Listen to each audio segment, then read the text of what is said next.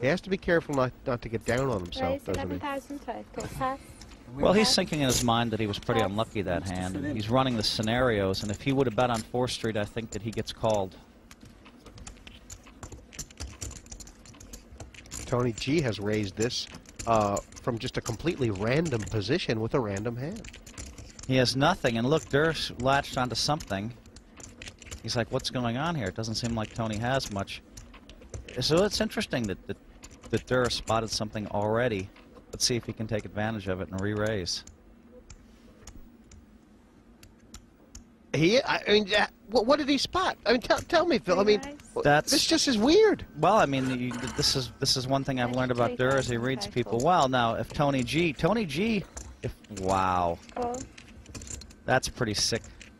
It's pretty sick. What's going on here? Well, I think Tony G got run over by Durr, and he said, "You're not running me over anymore." That's all there is to it. And at this stage now, Tony G is just trying to get lucky and hit a flop, right? Yeah, well, or take it away, or just he might just bet. I mean, wow, that is wowie.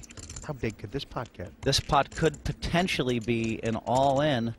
I mean, I really didn't think there'd be any all-ins for the first hour of real play here. And just those percentages showing that Dwan is a little bit ahead here, but he's got the kind of hand where there's really nothing that he's behind, if you know what I mean. Yeah, right? Unless Tony G has a set. Yeah. And it's unlikely he called the race with 10 jack. So, I mean, Durr's just in good shape against any hand. I mean, if Tony G has kings, Durr's just not in that bad a shape. 43,000. Oh my! And can Durr fold here? And an insta-call, and wow! And insta-call! And they're going to be shocked when they see this. Now, this is amazing. I mean, here are two guys reading each other and just going with it. It's actually kind of beautiful poker when you see something like this come down. But there it is. It's a coin flip for $430,000, and someone's going to have a dominating chip lead here. Totally like to see your hand. Well, I shouldn't say dominating, but someone's just going to be in great shape.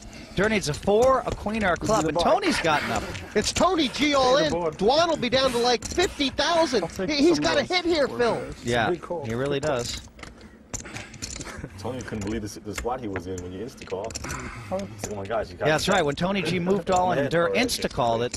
Tony G thought he was drawing dead, but in fact he actually, was about even money. I still like it. Got a lot of good rivers. That's not one of them. I don't like it Not anymore. Now there's a bit of a... I knew we were going to start playing some poker. Tony G! Came out of nowhere, Phil. Tony G's just not going to get run over by Durr, and I didn't think that he would make a stand this early, but he did. I thought you were already playing poker when you did that. Took a lot of hard commitment to think that's the best hand, Yeah. You're qualified. Durr made a great re-raise knowing that Tony was weak, and Tony G said, I don't care if you made a great raise. You're weak too, I call. I'm not backing down. But G said, this is a final table. I got nothing to lose. I'm Tony G. That is just absolutely crazy. Tony G moved into a second pair, got insta-called, and was even money.